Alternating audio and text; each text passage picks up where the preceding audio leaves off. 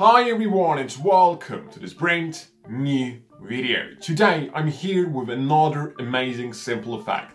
It's a combination of two very simple techniques. I'm pretty sure you will love it. Without further ado, let's get started with the performance.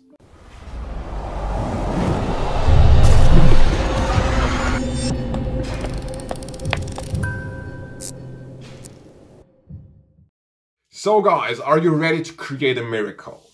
I am. I just need you to shuffle the cards as often you want to.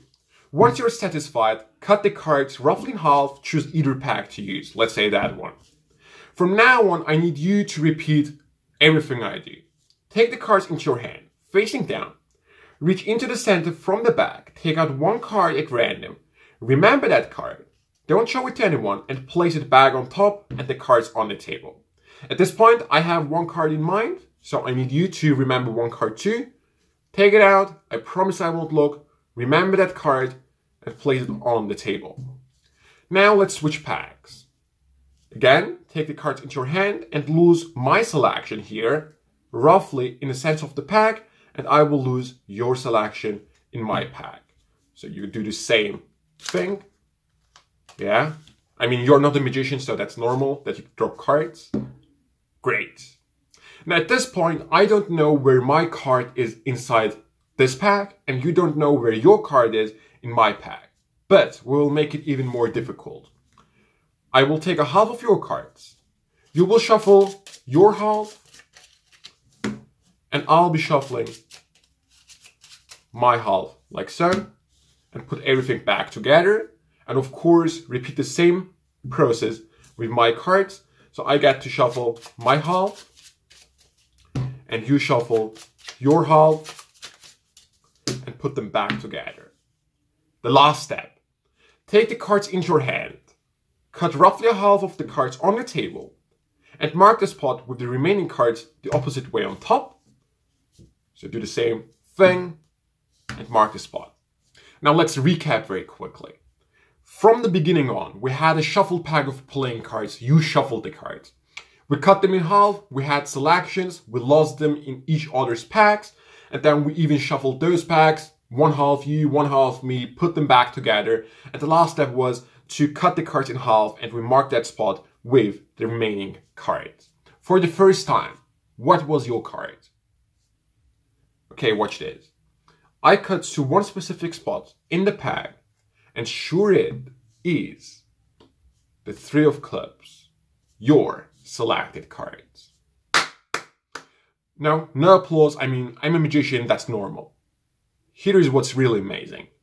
I have one card in mind, the 2 of diamonds, and you cut to one specific spot.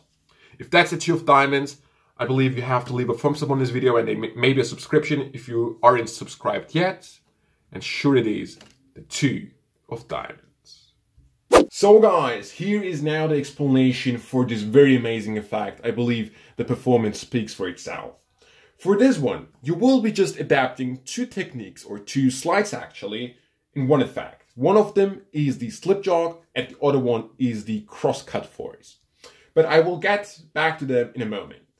You start off by having the spectator shuffle the cards as often the spectator really wants to. Once the spectator is really satisfied, you ask him or her to cut the cards in half.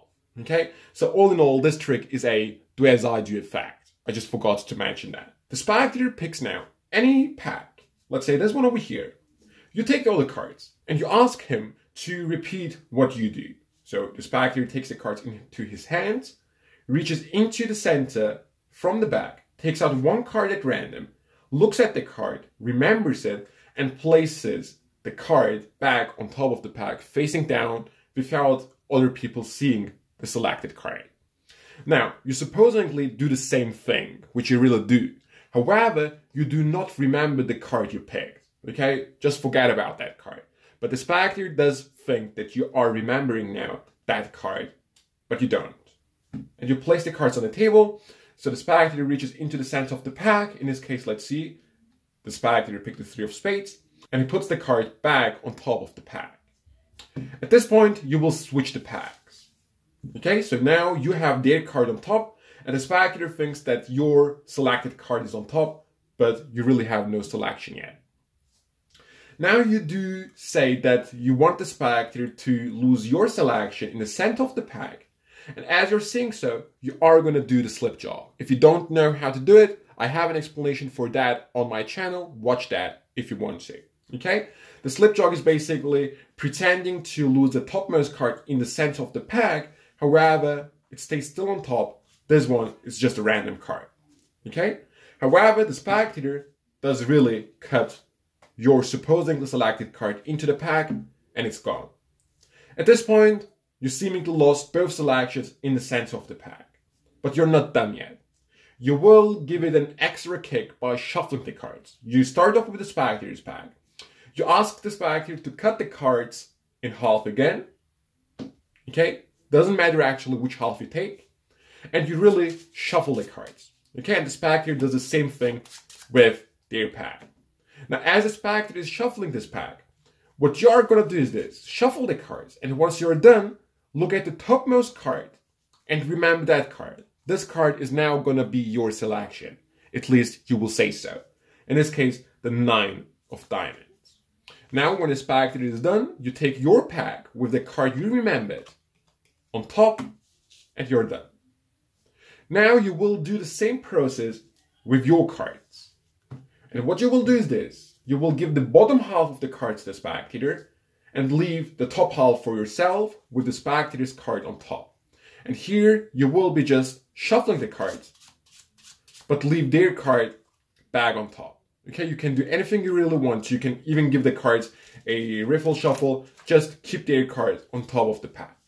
Okay, and they can really shuffle these cards however the Spectator really wants to. Now, put your pack back on top of theirs, and you're done. At this point, you have their selection on top, and your supposingly at the beginning selected card is now their top card. And now, you will be just doing the cross-cut force, which is, ask the Spectator to cut the cards roughly in half, take the top half, place it on the table, and the other half the opposite way on top of the pack, so it creates this cross. That's where the name comes from. Okay, so the Spectator does the same thing. Now, in a moment, you will sell this card and this card as the cards the Spectator is really cut to. But these cards are actually the topmost cards of the pack. Okay? Now, you want the Spectator to forget that fact. And that's the reason why at this point you have to misdirect them by either asking a question or by recapping what you did.